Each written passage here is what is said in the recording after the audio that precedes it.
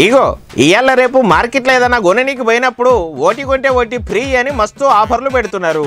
గది చూసి కొందరు జనాలు అవసరం లేకున్నా కూడా ఫ్రీ అనే వరకు కొంటున్నారు కూడా. అయితే గట్లనే ఫ్రీ అని పెట్టి 3 లక్షల ఫైన్ కట్టింది ఓ కంపెనీ. చిన్న కండ్ల మనుషులుండే చైనాల కరోనా తర్వాత అన్ని బిజినెస్ లు మస్తు దెబ్బతిన్నాయట. గట్లనే ఇక ఇండ్ల అమ్ముడు కొనుడు కూడా తక్కువైందట. ఇక ఇది చూసిన ఓ కంపెనీ మా దాంట్లో ఇల్లు కొంటే పెన్లాం ఫ్రీ అని పేపర్ల దండోరేసిందట. ఆడున్న టీవీల పేపర్ల పోస్టర్ల మీద ఇట్లా పెన్లాం ఫ్రీ అని రాసే వరకు అందరు ఆగమైనరట.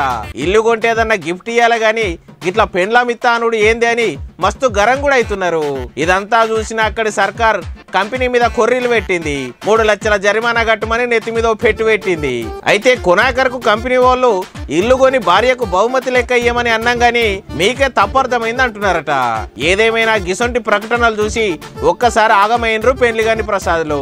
ఇక ఈ వార్త ఇప్పుడు సోషల్ మీడియాలో చక్కర్లు కొడుతుంది పో.